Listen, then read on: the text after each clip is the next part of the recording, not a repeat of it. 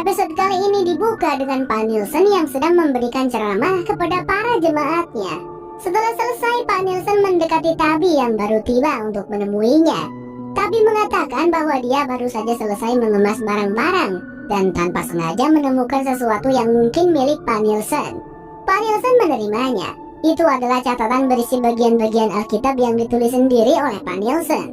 Pak Nielsen mengucapkan terima kasih dan kemudian bertanya tentang kabar Ethan. Tabi menjawab kalau Ethan masih terlihat takut dan sedikit mengalami trauma akibat insiden dengan Sarah waktu itu. Tabi kemudian bertanya apakah menurut Pak Nielsen Sarah masih hidup. Pak Nielsen menjawab bahwa itu tidak mungkin. Baginya tidak mungkin bagi Sarah untuk bisa selamat di hutan sendirian dan di malam hari. Pasti sudah dimangsa oleh para monster. Pak Nielsen merasa sedikit menyesal karena tidak berhasil menangkapnya. Dia beralasan jika lututnya sakit dan tubuhnya tidak sekuat dulu. Singkat cerita, Tabi telah kembali ke rumah, memberitahu suaminya bahwa dia telah selesai mengemas barang-barang dan akan membawanya ke tempat penyimpanan. Tempat penyimpanan tersebut berada di ruang belakang kantin Bu Liu. Saat melihat suaminya sibuk memeriksa kabel-kabel, Tabi merasa penasaran dan bertanya apa yang sedang dilakukan Jim. Jim menunjukkan beberapa kabel yang telah dia bongkar dan ternyata kosong. Secara normal, kabel harus berisi kawat tembaga sebagai penghantar listrik. Jika kabel-kabel itu kosong, maka bagaimana lampu-lampu di rumah mereka bisa menyala? Jim merasa heran dan bertanya-tanya tentang hal tersebut. Lah iya, aneh juga ya. Tiba-tiba Jed masuk ke rumah mereka tanpa permisi.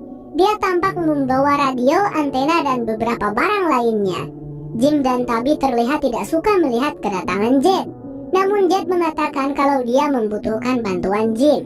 Di sisi lain terlihat Pak Stephen dan Kenny baru saja selesai menguburkan jasad Nathan. Kenny masih tidak menyangka jika gadis sebaik Sarah bisa melakukan perbuatan keji seperti itu. Tidak hanya itu, ibunya juga kecewa sebab Bu Liu telah menganggap Sarah seperti putrinya sendiri. Pak Stephen kemudian membicarakan tentang jimat yang masih berfungsi dan berhasil melindunginya dari monster saat menginap di mobil RP milik Jim. Dia terus memikirkannya dan bertanya-tanya, apakah jimat itu masih bisa melindungi mereka di luar sana. Oleh karena itu, Pak Stephen berencana akan pergi sendirian ke hutan untuk mencari jawabannya. Setelah mendengar hal itu, tiba-tiba Kenny tampak marah dan melemparkan sekop yang digunakannya. Melihat Kenny marah dan ingin pergi, Pak Stephen merasa bingung dan bertanya mengapa. Kalau Pak Stephen memang mau cepat mati, ya udah pergi aja, ujar Kenny sebelum pergi dari situ. Mungkin Kenny marah karena Pak Stephen merencanakan sesuatu yang membahayakan nyawanya Pak Stephen sendiri. Setelah kejadian barusan, Pak Stephen yang gelisah pergi ke klinik untuk bertemu dengan Christy. Pak Stephen tahu kalau Kenny dan Christy memiliki hubungan dekat, sehingga dia mengunjungi Christy untuk menanyakan beberapa hal tentang Kenny. Pak Stephen merasa penasaran dengan alasan Kenny tadi tiba-tiba marah padanya. Di sana Pak Stephen curhat dan bercerita bahwa ia bermaksud menjadikan Kenny penggantinya sebagai sheriff. Bagaimanapun juga ia sadar bahwa suatu saat nanti ia akan pensiun. Tapi Christy berpendapat bahwa Kenny sebenarnya menginginkan sesuatu yang lain.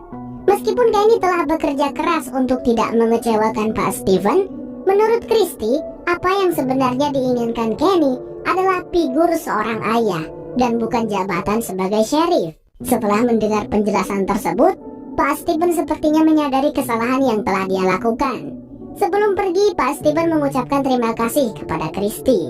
Setelah pulang dari klinik, Pak Stephen langsung menuju rumahnya. Dia terlihat mencari-cari sesuatu dan akhirnya menemukan sarung tangan dan bola kasti yang dia cari sejak tadi. Setelah mendapatkannya, Pak Stephen pergi ke rumah Kenny. Di sana Kenny sedang membuat pion catur dari kayu. Ketika ada yang mengetuk pintu, Kenny segera mengizinkan Pak Stephen masuk. Kenny terlihat agak jutek dan menolak saat diajak Pak Stephen bermain bola. Melihat perubahan sikap Pak Stephen yang tidak biasa, Kenny segera bertanya apa yang terjadi. Aku sakit, Kenny, ujar Pak Stephen dengan jujur. Mendengar hal tersebut, Kenny terkejut dan bertanya apakah Pak Stephen sudah memeriksakan kondisinya pada Christy. Disitulah Pak Stephen menjelaskan bahwa dia menderita penyakit Parkinson yang diwariskan dari ayahnya. Penyakit tersebut merupakan gangguan pada sistem saraf yang mempengaruhi gerakan dan sering disertai tremor. Pak Stephen telah menyadari kondisi ini ketika tangannya mulai gemetar. Penyakit tersebut sudah mulai menggerogoti tubuh Pak Stephen, dan akan ada saat di mana ia tidak akan mampu lagi melindungi orang-orang. Oleh karena itu, Pak Stephen ingin mencari jalan keluar secepat mungkin selagi dia masih mampu melakukannya. Pak Stephen berharap bahwa Kenny akan mengambil alih posisinya. Dia percaya pada Kenny dan selalu merasa bangga dengan anak itu. Jika Kenny belum siap untuk mengambil alih posisi sheriff, Pak Stephen tidak akan pergi. Meskipun sebelumnya Pak Stephen berniat untuk pergi ke hutan sendirian, keputusannya untuk pergi atau tidak sekarang tergantung pada keputusan Kenny. Beberapa saat kemudian, Jim dan Jed pergi ke tempat di mana insiden kecelakaan mobil mereka terjadi. Jim sepakat untuk membantu Jed, dan di sana mereka mencari beberapa bahan seperti kabel, baterai, dan komponen lainnya untuk memodifikasi radio yang akan mereka buat. Jed memilih Jim karena keduanya adalah pendatang baru. Percuma saja untuk melibatkan penduduk kota karena sepertinya mereka sudah menyerah dalam mencari jalan keluar untuk pulang. Setelah persiapan selesai, Jed membawa Jim ke sebuah pohon yang tinggi. Dia yakin bahwa dengan memasang antena di atas pohon tersebut, mereka bisa mendapatkan sinyal yang bagus. Saat sedang berbicara, Jed mengeluarkan beberapa kata yang membuat Jim merasa tersinggung. Melihat Jim hendak pergi, Jed segera minta maaf dan menahannya. Jed menjelaskan dengan jujur bahwa dia menderita penyakit vertigo dan dia butuh bantuan Jim untuk naik ke atas pohon. Beruntungnya Jed berhasil meyakinkan Jim sehingga akhirnya Jim setuju untuk membantunya. Singkat cerita, Jim terlihat sedang naik ke atas pohon sembari memegang antena di tangannya. Jed menunggunya di bawah. Namun tiba-tiba darah mengucur dari batang pohon tersebut. Tidak hanya itu, muncul beberapa buah mayat yang tergantung di atas pohon. Jed sempat melihat sekilas sebuah simbol yang terukir di pohon sebelum berlari ketakutan karena muncul seseorang berpakaian tentara yang memburunya.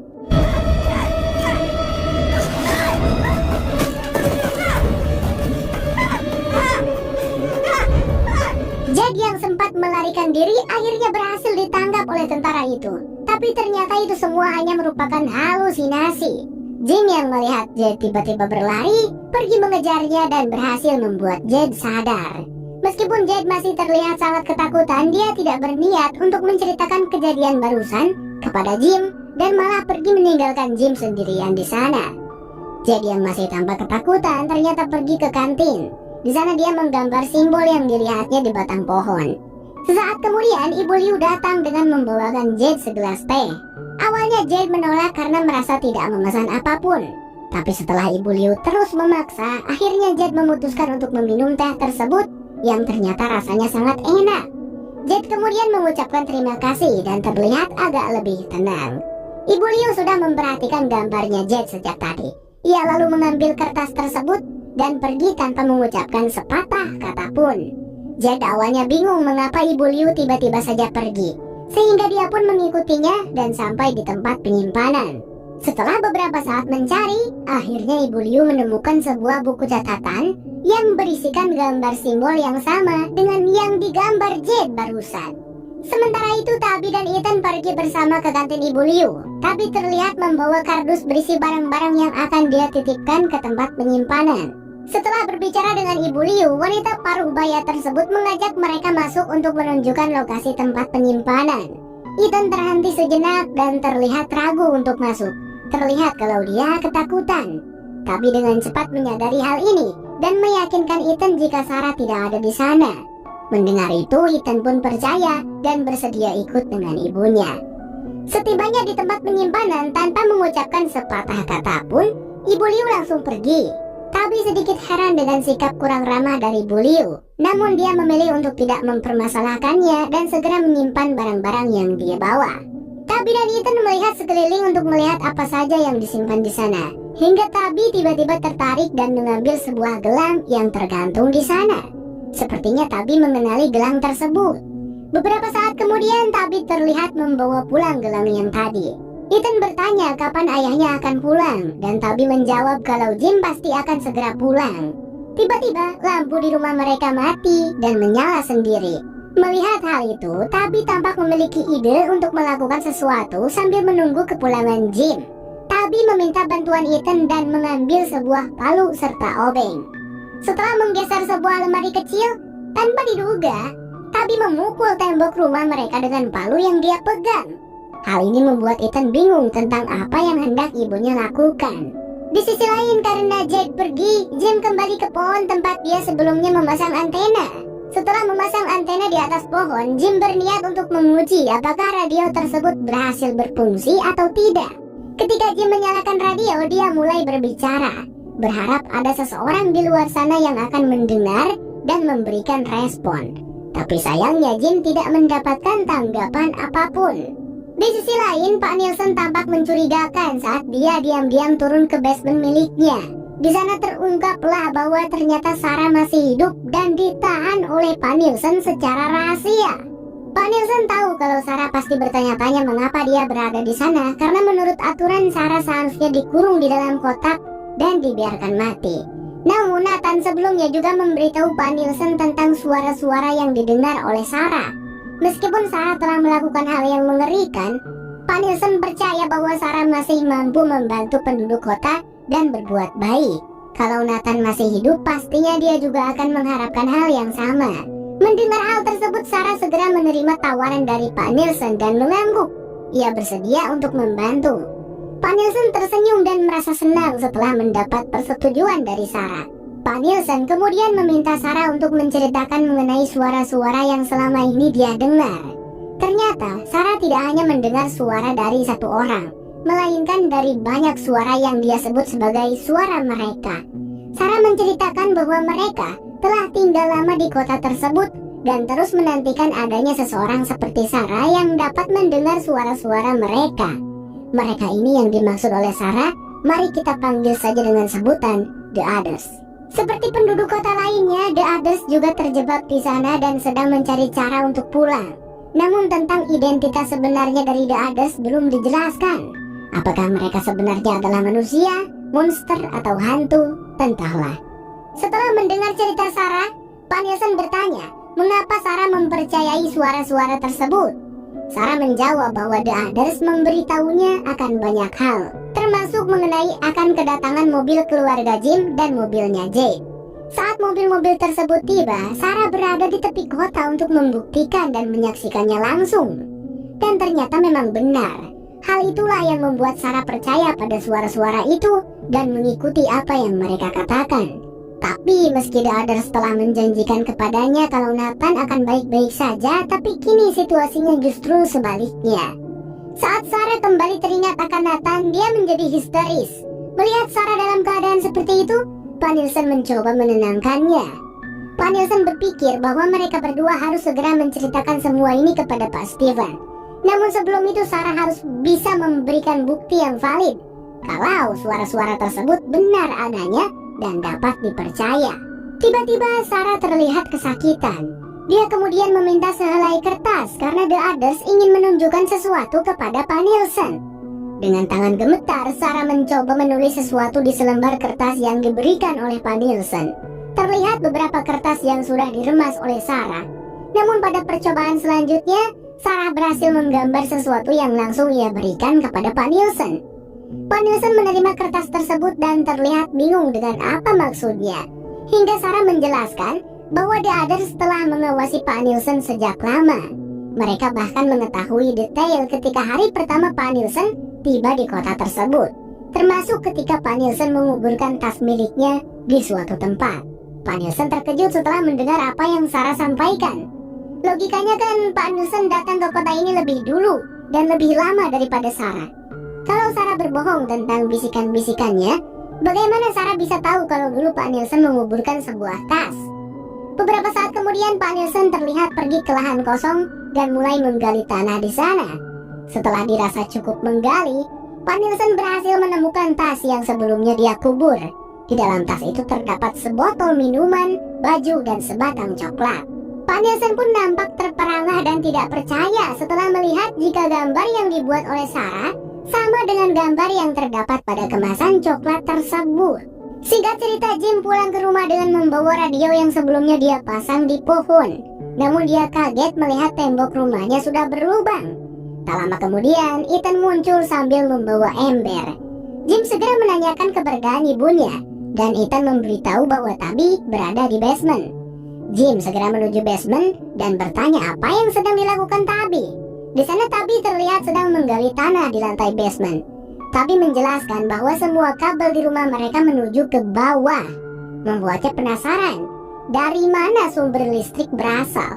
Karena seperti yang Jim katakan, semua kabel kosong dan tidak berisi kawat.